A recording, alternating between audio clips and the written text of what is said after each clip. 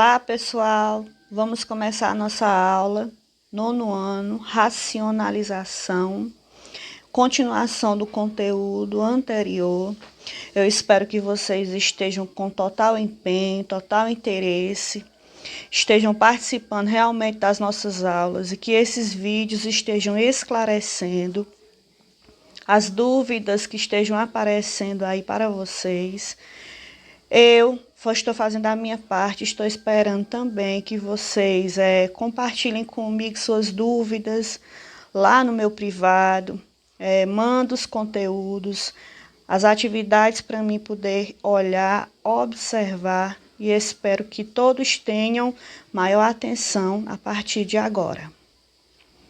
O que é racionalizar? É tornar um número do tipo irracional em racional. Lembrando que um racional são números decimais finitos ou dízimas periódicas. O que é isso, professora? O exemplo de 0,35 é um número decimal finito. 5,22222 é uma dízima periódica simples. 7,54848484, outra dízima periódica. Irracional são números decimais infinitos não periódicos, ou seja, aqueles números que não têm raiz quadrada exata. Exemplo, raiz quadrada de 3, raiz quadrada de 5, raiz quadrada de 7 e assim por diante. Quando racionalizar? Quando aparecer números para nós, pessoal, que no denominador tenham raízes de números que não existem raiz quadrada. Por exemplo, no nosso exemplo aqui tem 3, raiz quadrada de 5. Raiz quadrada de 5 não existe. Racionalizamos nos casos em que houver fração cujo denominador são compostos por raízes não quadradas, ou seja, denominadores irracionais. Então, a raiz quadrada de 5 e a raiz quadrada de 6 são números irracionais porque não tem raiz quadrada exata. E a partir de agora eu vou fazer uma bela e simples explicação. Olá, pessoal, tudo bem? Nosso vídeo de hoje é sobre racionalização de denominadores. Isso quer dizer que são frações cujos denominadores são raízes não exatas, ou seja, aqui é o numerador e a raiz quadrada de 3 é um número que não tem raiz quadrada exata. O segundo exemplo, raiz quadrada de 2 no denominador, também não tem raiz quadrada exata. Para facilitar nossas operações com essas frações que têm essa característica de raízes não exatas nos denominadores, podemos utilizar a racionalização de denominadores. A racionalização de denominadores consiste em transformá-lo em um novo número que não tenha radical nos denominadores. Nós temos que encontrar uma fração que seja equivalente a essas, mas que não tenha no denominador um radical. Como que nós podemos fazer isso? Vamos pegar aqui o primeiro exemplo. No primeiro exemplo, nós vamos pegar aqui, ó, raiz quadrada de 3.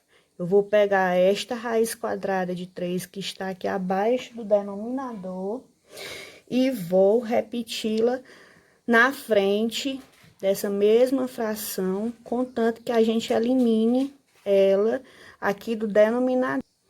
Vamos lá, vamos multiplicar tanto o numerador quanto o denominador por a raiz quadrada de 3. Raiz quadrada de 3, raiz quadrada de 3. Esse processo irá eliminar a raiz do denominador. Uma vez raiz quadrada de 3, raiz quadrada de 3. Aqui nós temos raiz quadrada de 3 vezes a raiz quadrada de 3. Multiplicamos agora raiz quadrada de 3 vezes raiz quadrada de 3. Vai ficar 3 vezes 3. Raiz quadrada de 3 vezes 3, igual.